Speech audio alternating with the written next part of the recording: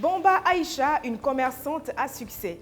À force de détermination et de privation, cette dame a su diversifier ses activités. Aboubakar vient en aide à sa mère dans son commerce et interview en exclusivité avec la web humoriste Oulaye Judith, alias les Bim de Gigi. Bonsoir cher Piment et bienvenue dans Pepe News. Comme on le dit, petit à petit, l'oiseau fait son nid. Lorsqu'elle se lançait dans le commerce en 2012, Bomba Aïcha n'avait que la somme de 5 000 francs CFA en poche. Installée dans la commune de Yopougon, quartier millionnaire, c'est une commerçante aguerrie que nous avons rencontrée samedi 27 mars 2021. En plus des beignets, elle tient un magasin de pagne. À l'approche du mois de carême musulman, elle vend aussi du déguet et de la bouillie de mil. Son secret, savoir saisir les opportunités et s'adapter. Ainsi, à la saison des bananes par exemple, elle vend des chips très appréciés par la population abidjanaise. Cependant, vendre du gnomi n'est pas aussi facile que l'on le pense. La préparation de ces beignets exige une grande attention, sans parler de la chaleur du feu face à laquelle les vendeuses sont exposées et l'hygiène qui est de rigueur. Si pour Bomba Aïcha, le secret de la réussite, c'est s'adapter et saisir les opportunités, pour Soumaoro Aboubakar, par contre, la clé du succès s'inscrit dans le courage et la persévérance. Élève en classe de 3e, les week-ends, il aide sa mère dans son commerce afin que celle-ci se repose. Dans leur conteneur situé au marché de Yopougon-Port-Boué 2, ils vendent depuis 2015 des accessoires pour bébés dont les prix vont de 250 à 2000 francs CFA. Comme toute activité commerciale, celle de sa mère fait face à des défis. Le premier réside dans l'incapacité à avoir suffisamment de clients. Du coup, le chiffre d'affaires n'est pas stable. Le second, c'est que le marché n'est pas éclairé, ce qui les oblige à fermer à partir de 17 h et donc réduit encore plus leurs chances d'avoir de la clientèle.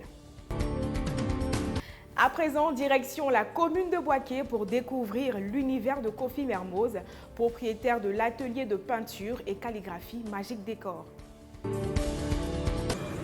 Magique Décor, c'est le nom qu'a donné Kofi Mermoz à son atelier de peinture et calligraphie situé dans la commune de Boaké, plus précisément au commerce non loin du centre Jakaka. À la tâche, une pancarte à livrer, Mermoz et son collaborateur doivent terminer le travail dans les délais fixés car ses prestations sont multiples. On fait beaucoup de trucs, peinture, bâtiment, impression sur tout sport, bâche numérique, tout ça. Pour arriver à satisfaire ses clients, Mermoz fait appel à des prestataires tels que des ferronniers ou parfois des sculpteurs. Un tableau peut coûter 30 000, ça dépend du tableau. Le ferronnier confectionne le panneau et nous on fait l'impression. On travaille aussi avec des sculpteurs, éventuellement c'est le seul métier. Donc, ça nourrit son nom. Ça, on se vient un peu aux besoins de la famille et tout. À Boaké, je veux dire que le marché est un peu lent, c'est lent. Il n'y a pas trop des activités à Boaké. Un peu plus loin de là, au quartier Belleville 2, dans la même commune, existe un garage baptisé Chez Baba. À son arrivée dans ce garage en 2009, avec 2 ans d'apprentissage, Bassiriki Adama s'est très vite donné à 100% pour la mécanique moto. Aujourd'hui numéro 3 en la matière dans le quartier, il a sous ses ordres 5 apprentis auxquels il a la lourde tâche de transmettre son savoir de mécanicien. Il leur apprend les petits réglages concernant la moto, la tenue des clés et les informe sur les articles à vendre dans le petit magasin au sein du garage. Selon Solo, comme on l'appelle affectueusement, la concurrence est rude avec le nombre de mécaniciens dans le quartier. Bien que difficile d'assumer cette tâche, Solo joue de sa popularité pour parfaire son rôle de patron. Oulaye Judith, alias les Bim de Gigi, est une web humoriste qui s'est faite remarquer en décembre dernier sur les réseaux sociaux grâce à une vidéo qui a obtenu 2 millions de vues en 2 semaines. Dans ses sketchs, elle traite des sujets de la vie quotidienne tout en ajoutant sa touche personnelle d'humour. En exclusivité, Pepe Soup vous permet d'en savoir un peu plus sur les Bim de Gigi.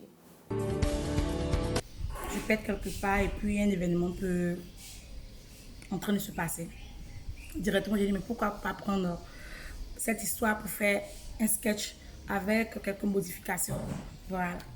Mes projets d'abord à long terme, d'abord c'est que mon travail soit reconnu aux yeux de tout le monde, c'est-à-dire côté national comme international. Et puis pourquoi pas être comme nos dévanciers.